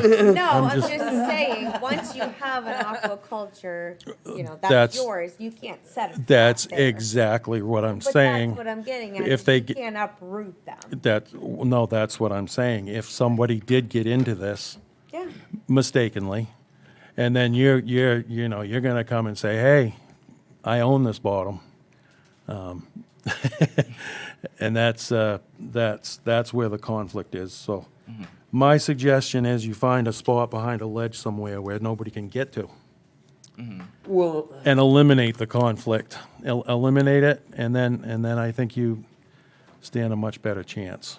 these maps should be available in a couple weeks on the town website, and they'll be officially adopted by the select board at that point. And then I would suggest yourself and any other people that are applying, that may watch this meeting, applying for LPAs, to utilize these maps and try to find the areas that have the least amount of overlap, because like you can see as George is talking there, you have lobster and you have pogie and you have an oyster bed right there, you got leases. That's a real convoluted area, and there are still some areas within town that don't have that many fisheries going on. And that's where kind of DMR does you a disservice too, is they ask you to go out and do a site visit, but they don't tell you, go do a site visit in July, because that's when all the activity's gonna be there. You know, and they should do a better job at the state level of, Laughable. yeah, telling the applicants, you should go out there when your lease is gonna be most active, and when the most activity from the other commercial fisheries is gonna be as well. Because that's what you're really trying to avoid, on your end and on the other fisherman's end. So my suggestion would be to maybe go do another site visit now, and utilize these maps when they become available in a couple weeks, to maybe try to find a better suited area close to that same vicinity, if that's an area you're looking to test, but it's pretty clustered around Upper Goose.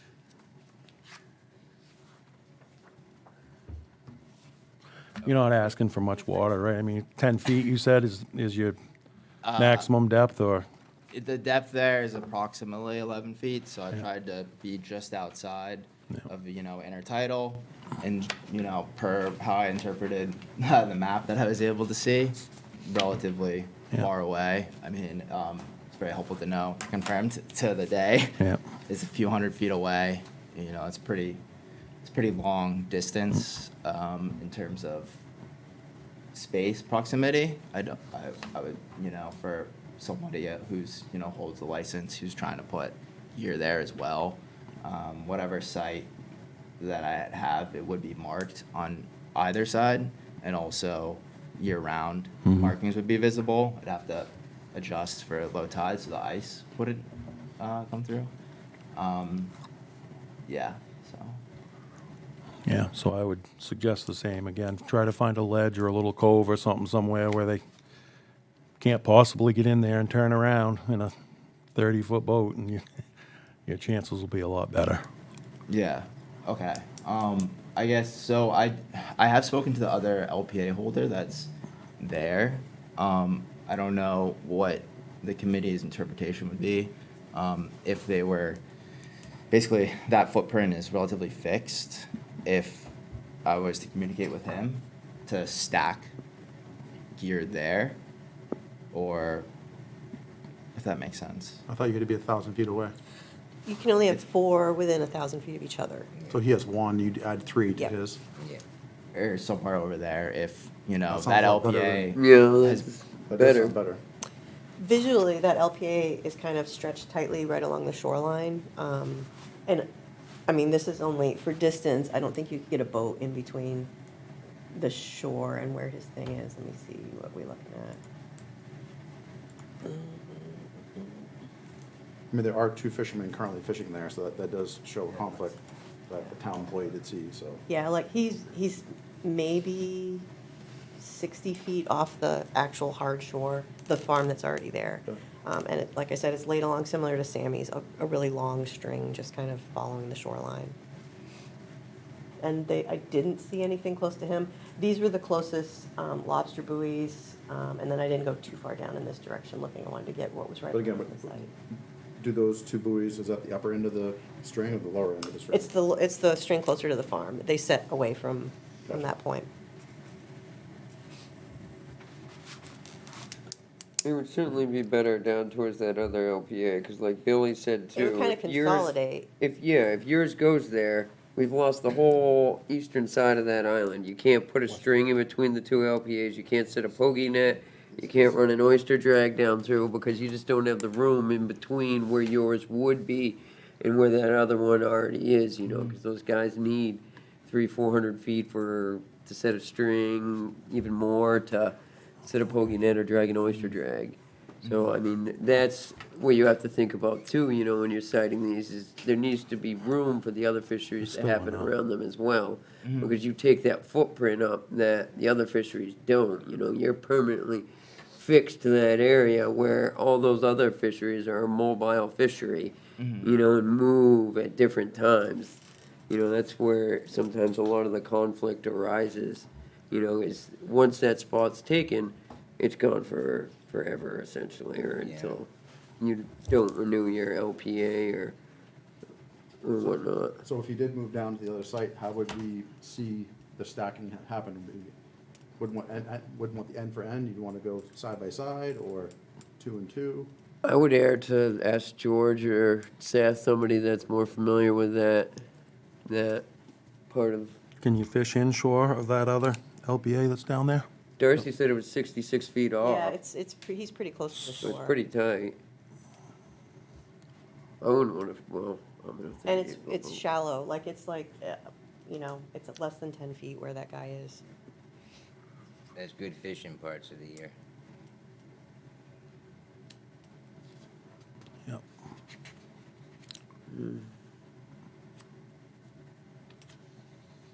I think your chances would be better further to the south, maybe even south of that other lease. What's Around the, what about?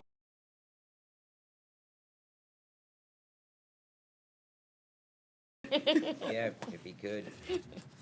No, So maybe I need. unfortunately, I think this is a no, the general consensus of the committee for this area. For this specific site, but I Yeah. guess my question, would be to everyone in the committee is if there was openness to stacking on how that next step would proceed, because the application that I have would basically be changing the coordinates more or less, because it's very close vicinity, be shifting them basically 300 feet to the south, and how that would be viewed on the committee. I think that's a very good, I'd like to see that he asks that question before you do your application. If there was a way we could get everybody to do that, we could curtail you having to redo the whole darn application, you know what I mean? If we could get people to come here first, you know, and talk to applicants, you know, we could help people cite it. So if they want to discuss it. That's why we need to change that. But I think his question is like, how do you want them? It's up to them. So let's take a consensus, do we see that this should be like, that we recommend he moves down, and would we feel okay about that? And if so, how would we see the orientation of that? Well, Or are we feeling, linear takes up more room, especially if you're parallel to a shore. Okay. How do you feel about him moving down that shore to join the other one? Yeah, get as close as you can. Yeah. I would be in favor of that, and probably more of Yeah. a stack, Yeah. or 4 like this. Yeah. You know, when it comes to lobstering and you're relying on running strings, like, really, if there's a spot where there's already an existing LPA going on, crowd them. I mean, that would make more sense to me. Because they're gonna wanna run a string going down that edge, right? So if you run your edge long, it takes up the whole spot, right? Yeah, yeah. So if you went this way, be taking up less of that string area, does that make sense? Yeah, you would, definitely. So on the inside or the outside of the existing LPA? There's no room on the inside. He couldn't. It It has to be on the outside. How Are you an deep's the assistant on water? that? Are you an assistant on that one? I am not an assistant on that one. How deep's the water on the outside? I mean, it's all like 10, 12 feet in that general area. Yeah, it's relatively shallow. There's also a ledge there somewhere. Yeah, further down is the, like this other farm is kind of There you go, Branning, tucked yep. right behind this big ledge. So it starts to really shallow up as you get closer to the ledge. Yep.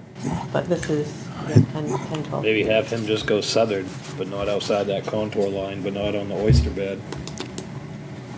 Put him in that little triangle right there.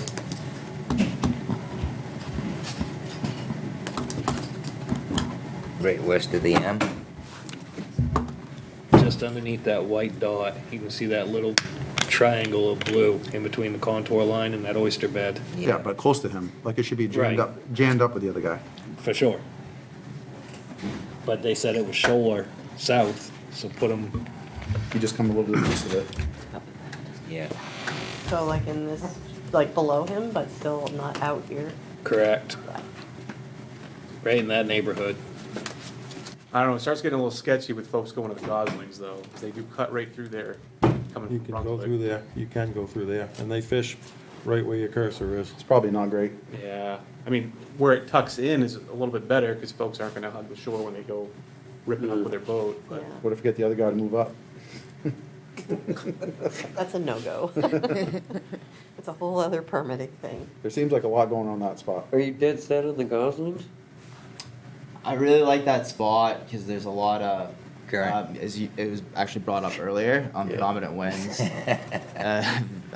southerly winds. So there's a lot of, flow and movement for floating gear to grow really nice oysters.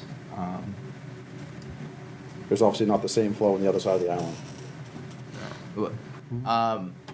That site would be protected from northeasterly winds. Right.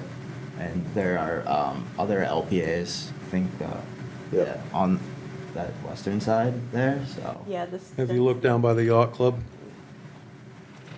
What about on the southeast corner of Birch Island where the number 9 is there? In between the 9 and the 7 in that little cove. In here? Right Yeah. there. Nope. No. Sorry. All right, that's why I asked.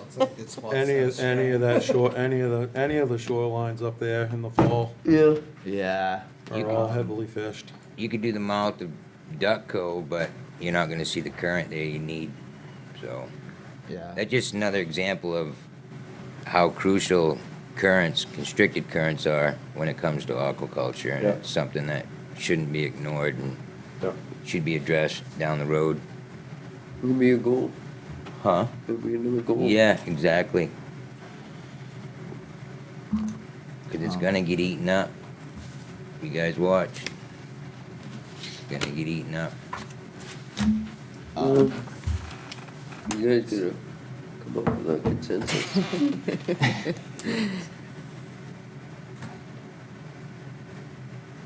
Sounds like we're at a roadblock here, Paul. Yeah. On this one. Unfortunately. Okay, what about on the north end of, just on the north end of Henry Allen's Point, where the 5 is, to the far right of the map, Darcy? Way far over. Yeah. Yeah. Keep going, keep going. And what if you? Oh, way up here, What if okay. you crept up just north of those moorings? There is a fair amount of current. But that's bogey ground, correct? Yeah, this blue dots are, it's Yeah. bogey setting.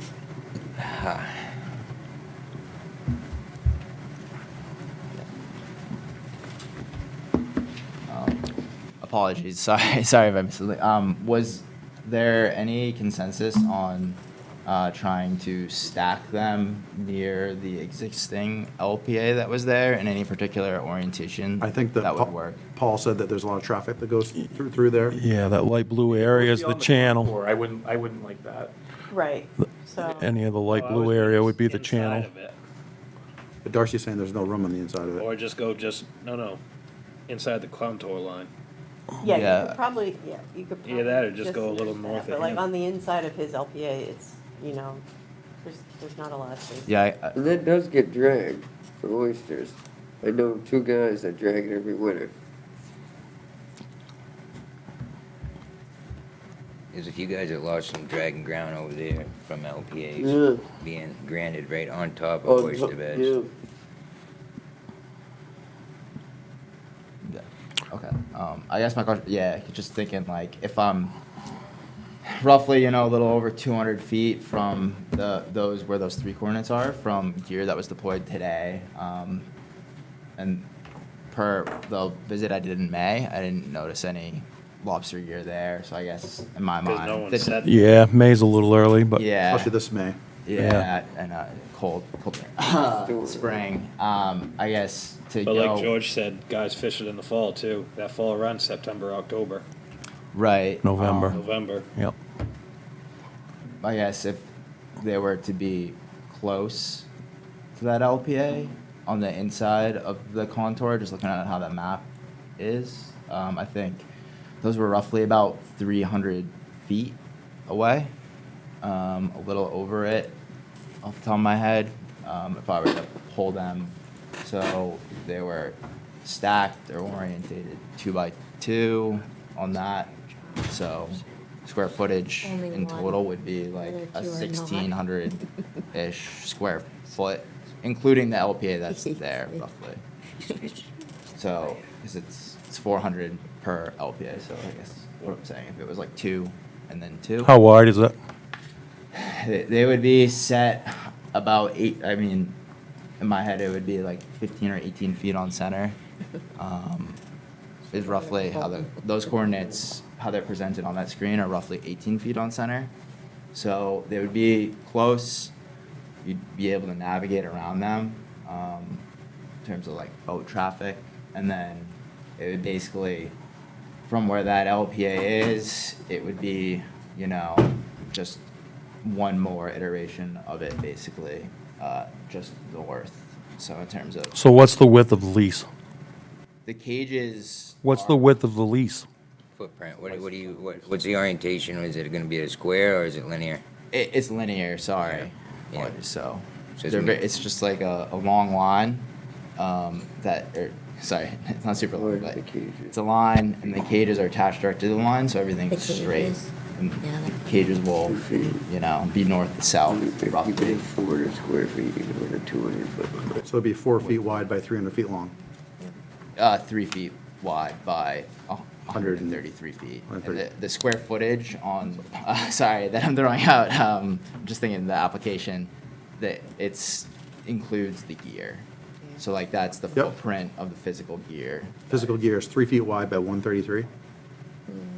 Yeah, off the top of my head. Yeah, okay. Yeah. I just wanted to count it in my head. Yeah, that's what it is, and that's what, on the page of the application, that's how it's outlined. Gotcha. So, Yeah, That's 25, weird. 20. So what's the, and that's, so you're asking for 3 feet, that's the width of your lease, 3 feet?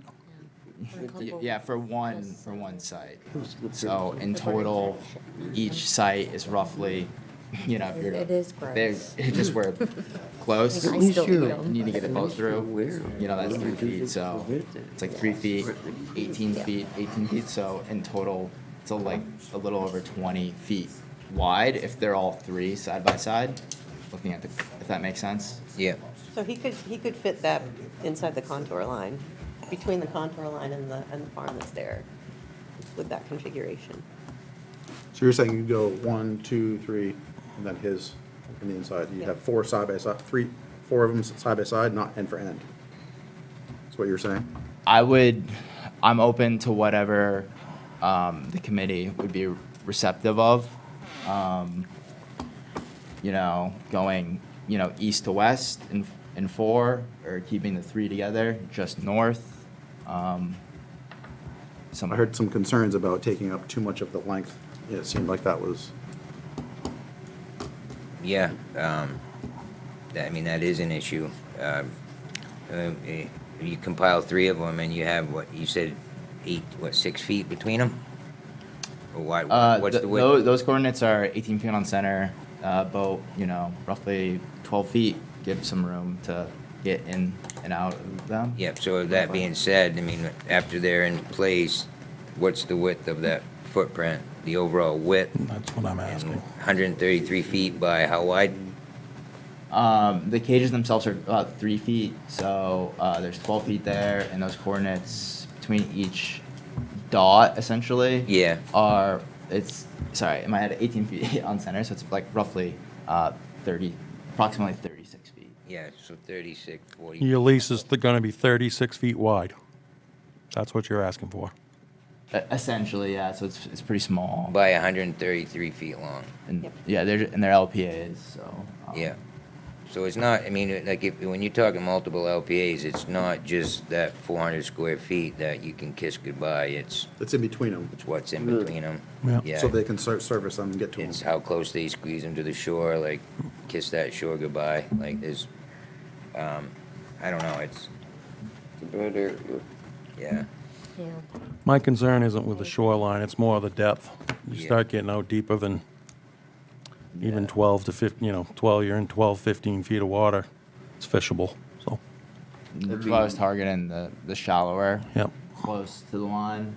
I pretty much used the. I'd have to see something definite of what your plan is, because if you're gonna run them lengthways or side by side, or two end end from each other, or, This has to be something that I think Allison said it earlier, that we need to start to realize, like, we do have a lot of leases, we are Yeah. unfortunately Yeah. starting to run out of viable room. Yeah, we are, for You know, real. in some cases. You know, like, Yeah. that might be, We can't sit here and pretend that we're not, because we are, for sure. Like, I'd like to see something more concrete than just a dot on a map. Yeah, You know, if you could come back with something, On the application, I don't know if it's able to be pulled. gave a there. dot with a radius. There is a vicinity map on the application. Yep. And there also is a gear diagram, if it's helpful. Also, the maximum depth would be helpful when you're talking about an edge like that, or a contour that Yeah, I think. stays shoaler than a I think certain it's, depth. you know, marked as 11 feet at low, and then 10-foot tide, max depth 21 feet. So, yeah, he has the depth. okay, good. yeah. What if you said your other one's in Georgetown? Uh, Pittsburgh? Pittsburgh. I have one in Pittsburgh, and then I was hoping to, see how this area grows. Right, but what if you did a few more LPAs in Pittsburgh and maybe one in Harpswell? Are you assisting at all locally you here could- on any LPAs? Not on that LPA, no. But in the immediate area, are you? I am an assistant on a few other LPAs in, off the top of my head, Mirror Point. There's one in Mirror Point Bay and all that. But I mean, my real focus here is, this site, I guess. I understand you were wanting some more information about the gear diagram, so to see that orientation is there, and then the vicinity map that addresses other uses in the area, per my knowledge. Obviously, it's a lot of knowledge on the committee here, so I guess Unfortunately, I think we're gonna have to kick this one down the road for today.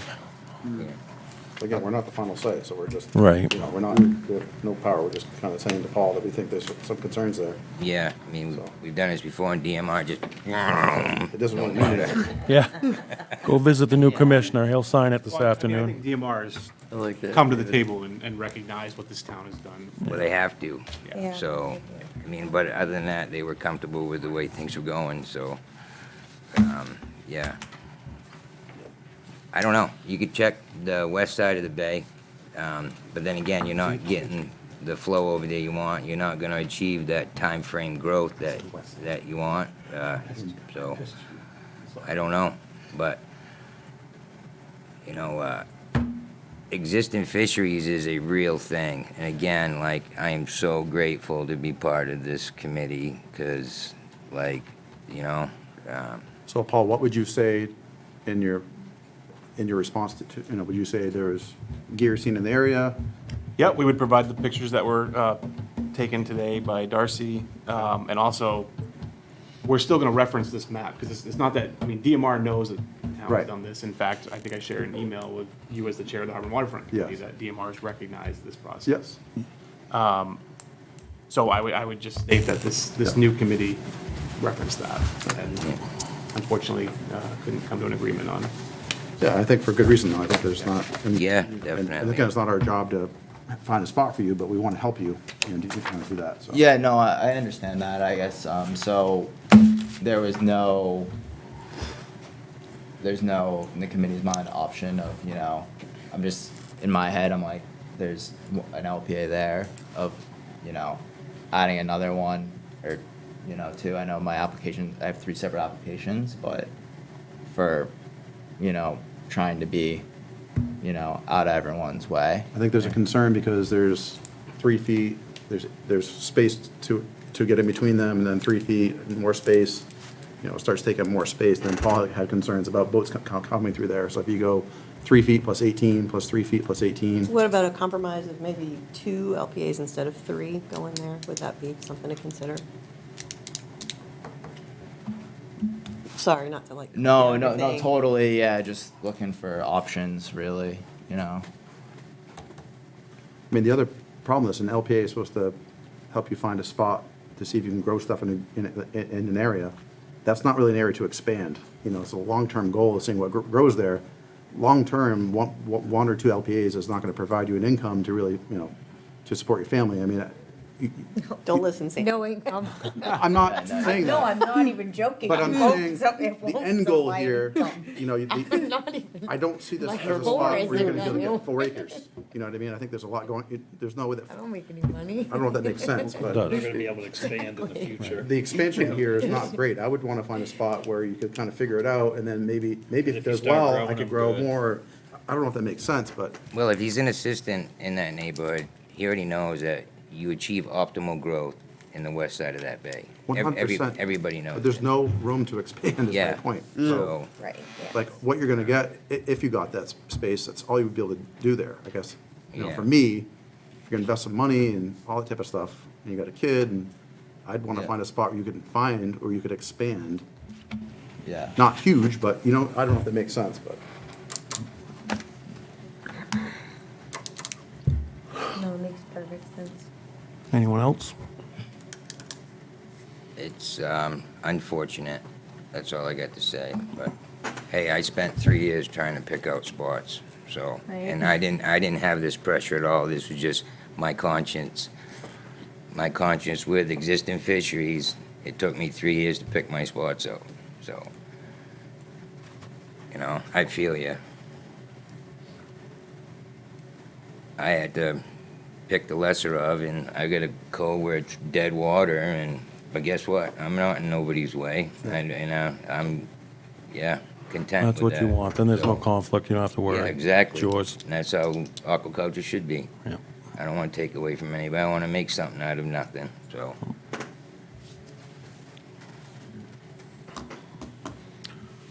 Just as a point of process, so historically, when these have come to the Harbor and Waterfront, when the Harbor and Waterfront didn't find an area to be suitable and we didn't sign it, we would tell the applicant to go back, find a new spot. The town would not charge another $50 fee per application because they already made the. Yeah, no, that's fair. Yeah? As long as that committee's still good with that process. Yeah, Oh, yeah, no, you shouldn't have to definitely. pay and pay and Be pay. And great. if he wanted go to come bankrupt in before you get before he started. filled That's out not his fair. application and work with the committee, you know, that Yeah. might be something we can talk about at the next meeting or something, you know, so that way, you know, maybe you could put something on the town website, you know, that people could come in before. Because you would, correct me if I'm wrong, you had to pay a fee, correct, to even get to this point? Yeah, I had Besides to the pay a town? fee to get the landowner map and then separate out Right, so application if you fees. could have come and had this discussion before you had to pay those fees, we could have saved you some money and some time. You know what I mean? And maybe found you an area that you could have applied for, sailed through this process and not wasted a bunch of time and money. So maybe if we as a town can somehow get that on the website, you know, that people can be proactive, you know, and we'd be willing to help them cite it responsibly, you know. So currently, we make them pay before we'll even bring it to now this committee. we could flip that narrative and say, come to the committee, and then to get the harbor master's signature, you gotta pay the clerks the application fee. Yeah, then it sounds way more like a bribe that way, too. That's not bad. But where does it go before it comes to us? He has just to gets- apply somewhere else before he applies to us, right? Not for an LPA, no. No. This now, like mine will now go to DMR. Like I'll pay them, I'll send them money with my application. Okay. Yeah. Yeah. And So I think that's a good idea. I think it would be wise for you to come back and get some feedback from this table on where's a good spot for you to be so that you can get a, And maybe come in with a, like, obviously, we're having a hard time around Upper Goose Island, you know, so maybe when you come back with a couple of different areas that you think might be suitable, and we can direct you towards which one would be the most suitable out of those three areas, you know, type of thing. So that way you get something, the committee gets something that's more of a compromise for everybody that way. Okay. Yeah. I guess my question is, so that those, just looking at it with like the uses and all that, as I'm looking at maps, are these like relatively? Is this like the final version? Yes. Okay. Well, Yeah, it will be. yeah. The select board still technically has to approve it, and that's not going to happen for probably another 2 weeks from tomorrow. 2 weeks from tomorrow. We'll have the public hearing where we'll approve it, and then it will officially be final. But I'm on the select board, and we're not planning on changing anything. We do have to update it every year, so if we see water revert back to cooling and you see lobsters crawl like they used to, more of this ground's gonna be fished by lobstermen. Historically, it always was, so, There's some that's not marked red that people do fish, like Yeah. in front of the fuel farm and stuff like that, mud. yeah. But it's supposed to be updated, you know. Yep. Yeah, we'll be Yeah. updating the map Scattered on a yearly basis. Okay, that's helpful to know. Yeah. Just because I guess my question is, because I'm not seeing red on this version where the coordinates per se are. But there was gear there today. Yep. Yeah, no, I understand that. And I guess full circle. I'm just saying, what's the most relevant way to interpret the map on Well, I my mean, end? I think that there's. Outside, like obviously site visits. and There's all red that. there, there's blue there, there's traps there, there's, already stuff going around the island already, There's active aquacultures, there's a 4-acre lease to the south, there's an LPA to the south. There's boat traffic that goes through there. I mean, there's a lot going on there. Just because it's not shaded in doesn't mean somebody's not going to fish there.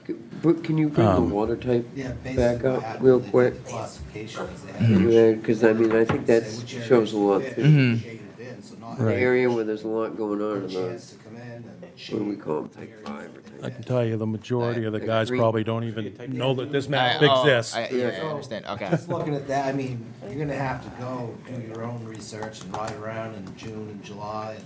In June and July, everyone is in a teaspoon of water. Yeah, Like low tide. October. Traps sticking out of the water. right. Yeah. September, They're in a teaspoon October, of water. September, October, and November Yeah. as well. Alright. Maybe not as many people, but as many traps.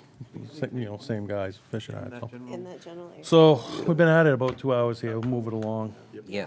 That Oh, cove yeah. Okay. and- Okay? Can you get us something more definitive? So shallow, you can't And, do anything. Definitive meaning like alternative. like not just coordinates? not just a bullseye, like show us how you want your layout. But that is in the application. Okay, It's all in there. I okay. think they wanted you to find something but that's just a more new spot. suitable, that's not, Okay. has so much stuff going on already. Okay. Yeah.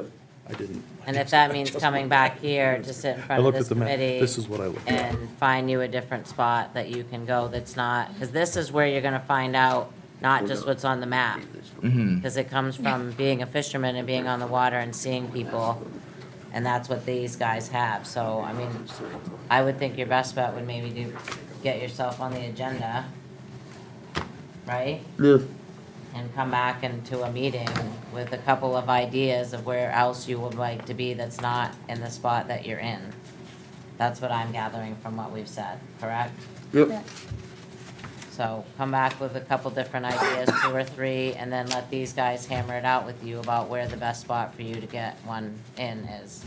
I think what they're saying is they want to help you, they want to get you in and working and keep your family going, but we don't want to put it in a spot that's, like Billy said, you're not going to be able to grow. You're going to be in conflict with other people and other fisheries that are already happening, and that's the whole reason we exist, is so that we can all do this together and thrive together equally without a lot of conflict, so.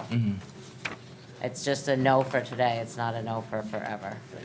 Yeah, I understand that, and I appreciate everyone's willingness to waive the next application fees. Where these Yeah, are no's, so. definitely. Yeah, you shouldn't have to pay again. I really appreciate that. Yeah. If you do, just make the check out directly to me. We also take Is cash. that the perk for the chair? We also take George? cash, except cash. Yeah. Okay, well, These are recorded.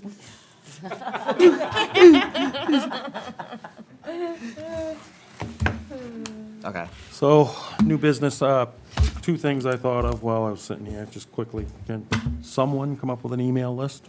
Do we have, Paul, you must have everyone's, Yep, all members' email list, maybe send that yep, we'll do that. out to, You can't have talk amongst email about meeting stuff. no, that's okay, we should still have the Just list. scheduling stuff, Yeah, right? we So can like, still have the, yeah. Do we want to talk about Robert's rules and the rules of committees next time we're together? Yeah, Yeah, we we can, can do that we quickly can if cover there's all that. About that again? put that at the Yep, top of that- the agenda. Yeah. Take care of that. Most of us are all kind of I'm new. not supposed to leave the room, go talk to the parking lot about it, all that type of stuff. Right. Yeah, I think, I'll bring in the committee guidelines and stuff like that, and we'll go over that at the beginning of next, we probably should have done that, but we're learning on the fly, and we're gonna fix it next time. So Start next with thing that. I want to do is break the rules. And maybe you and I could get together and work out the wording on the goals. Yeah, we can do that, that's not breaking the rules. That's actually Right. encouraged, if Okay. the Yeah. chair and the So- liaison. Because I'm not part of your committee, I'm your liaison. Came up with sampling data and education, so maybe you and I could get together, Matt. Yeah, Yeah. yep, we'll do that, George. All right, good. And then, looks like second Wednesdays, 5 PM, is that the schedule? Is that what Yeah. we're doing? So it'd be August 13th would be the next one? Well, Uh-oh. Harbor Waterfront meets 5 o'clock, we're not meeting next month, but I thought you guys were gonna Did we- switch to 4. so we're gonna go to 4, then this will be 5? Got it. Is that okay with That you, works for Billy? you, Mr. Chair. Well, I guess I'll sign off on it, George. What's the date again? The second Wednesday of every month. At 5 PM? Yes. In this room. So the next one would be August 13th. Hey, before you, I'm sorry to Well, cut we you. Oh, might- go ahead. did No, you they have still public have public comment, so. I don't have any public comment. You sat here this whole time and you got nothing to say. Probably does, but he knows we're all. The meeting and see how it all went. Boy, you have got to have something more exciting to do on a Wednesday night. I know, right? Tommy, you got Tommy, you got anything to anything to say? Super excited. He's like, get me out of here. I make a motion to adjourn? Or no? No, Boy, no, he has no. your- I just, He well, has your luck. I have, Tell him that, Sammy. I have big concerns that I want to share with the committee, and it's with our deputy harbor master. This Darcy, I'm concerned whether you're in for this committee's best intentions, and the reason why is because when we started the mapping, you referred to it as a Mayor Point grudge match. And when I brought up and expressed constricted currents, you referenced constricted currents like you standing in front of that doorway and we'd all suffocate, correct? Yes, You did, right? yep. And may I ask, I'm not sure I just heard, but you provide a service and you have a second business where you charge people to get leases, aquaculture leases? No, No, you don't? no. All right. My job is deputy harbor master. I took Yeah. it because the oyster farm was very slow this year and I needed to pay Yeah. bills, so that's how I paid. So the visit out there today to those, that was on the clock? I was That was in the this direction uniform. of me. Paul That asked was me the to go direction. do it. But I'm asking you right now, after saying this, because how can you blame me not for being concerned? Like, when we started, like, do you honestly now feel that this map and what we're trying to do is a Mayor Point grudge match?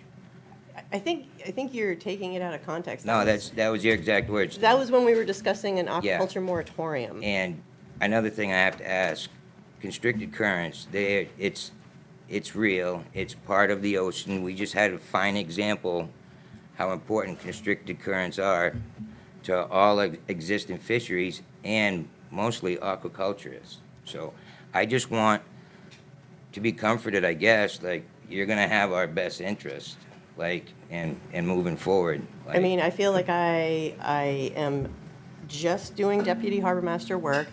The intern came to us to ask for a project, and I guided her right into your project. I said, Yeah. that's the need that's here. Yeah. Don't just do a fluffy project. This has been the hot topic, so I've sent her that way. I mean, I don't, Do you still feel like, when it comes to a constricted current, if you stood in front of that doorway, we'd suffocate?